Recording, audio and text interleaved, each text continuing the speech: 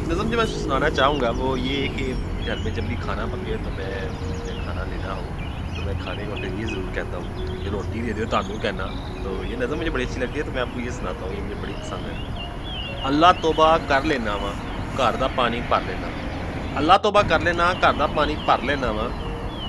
ਪੋਤੀਆਂ ਪੋਤੇ ਫੜ ਲੈਣਾ ਵਾ, ਉਹਨਾਂ ਨੂੰ ਵੀ ਸੌਣ ਦਾ ਕਹਿਣਾ। ਬੂਹੇ ਅੱਗੇ ਝਾੜੂ ਦੇਣਾ, ਥੱਕ ਟੁੱਟ ਕੇ ਲੰਮੇ ਪੈਣਾ।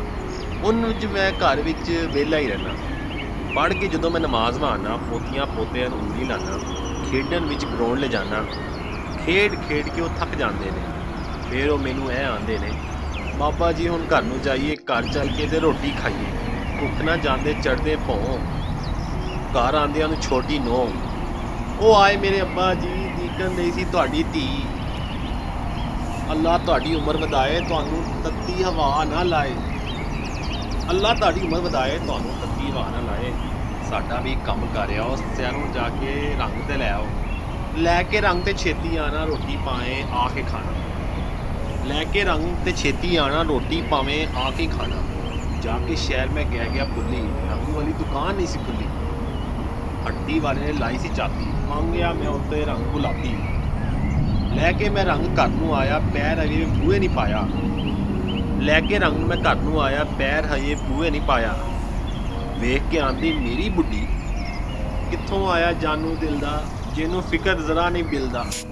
ਮੈਨੂੰ ਨਾ ਕੋਈ ਗੱਲ ਸੁਣਾਣਾ, ਬਿਲ ਦਾ ਕੰਮ ਮੁਕਾ ਕੇ ਹੀ ਆਣਾ। ਫੇਰ ਤੁਹਾਨੂੰ ਕੋਈ ਕੰਮ ਨਹੀਂ ਕਹਿਣਾ, ਫੇਰ ਬੇਸ਼ੱਕ ਤਾਸ਼ ਤੇ ਬੈਠੇ ਹੀ ਰਹਿਣਾ। ਤੇ ਤੁਰ ਪਿਆ ਮੈਂ ਭੁੱਖਾ ਪਾਣਾ, ਹੁਣ ਮੈਂ ਘਰ ਵਾਪਸ ਨਹੀਂ ਆਣਾ। ਤੇ ਤੁਰ ਪਿਆ ਮੈਂ ਘਰ ਨੂੰ ਭੁੱਖਾ ਪਾਣਾ, ਹੁਣ ਮੈਂ ਘਰ ਵਾਪਸ ਨਹੀਂ ਆਣਾ। ਬਹਿ ਗਿਆ ਵੇਖ ਕੇ ਬੈਂਕ ਦੀ ਲੰਬੀ ਲਾਈਨ,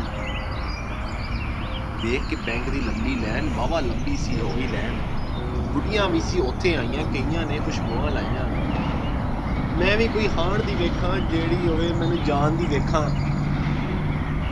ਮੈਂ ਵੀ ਕੋਈ ਆਪਣੀ ਹਾਣ ਦੀ ਵੇਖਾਂ, ਜਿਹੜੀ ਹੋਵੇ ਮੈਨੂੰ ਜਾਣ ਦੀ ਵੇਖਾਂ। ਆਖਰ ਇੱਕ ਨੇ ਆਣ ਕਵਾਇਆ, ਬਿੱਲ ਨਹੀਂ ਜਮ੍ਹਾਂ ਕਰਾਇਆ ਤਾਇਆ। ਆਖਰ ਇੱਕ ਨੇ ਆਣ ਕਵਾਇਆ, ਬਿੱਲ ਨਹੀਂ ਜਮ੍ਹਾਂ ਕਰਾਇਆ ਤਾਇਆ। ਬਿੱਲ ਨਾਲ ਪੈਸੇ ਉਰੇ ਫੜਾਓ, ਤੁਸੀਂ ਹੁਣ ਭਾਵੇਂ ਘਰ ਨੂੰ ਜਾਓ। ਉਹ ਕਹਿੰਦਾ ਸ਼ਾਲਾ ਧੀਏ ਖੁਸ਼ੀਆਂ ਪਾਵੇਂ, ਗੋਦੀ ਵਿੱਚ ਪੁੱਤ ਖਿਡਾਵੇਂ।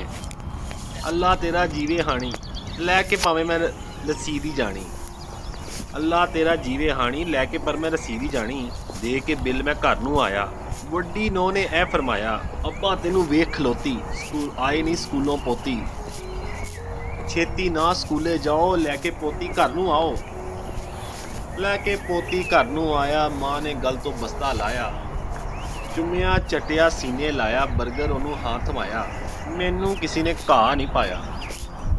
ਚੁੰਮਿਆ ਚਟਿਆ ਸੀਨੇ ਲਾਇਆ, ਬਰਗਰ ਉਹਦੇ ਹੱਥ ਫੜਾਇਆ। ਮੈਨੂੰ ਕਿਸੇ ਨੇ ਘਾਹ ਨਹੀਂ ਪਾਇਆ। ਵਿਹੜੇ ਵਿੱਚ ਸੀ ਮੰਜੀ ਡਿੱਠੀ, ਚਾਦਰ ਉੱਤੋਂ ਕੀਤੀ ਇਕੱਠੀ। ਮੰਜੀ ਦੇ ਨਾਲ ਲੱਕ ਜੋ ਲਾਇਆ, ਪਾਸੇ ਮਾਰ ਥਕੇੜਾ ਲਾਇਆ।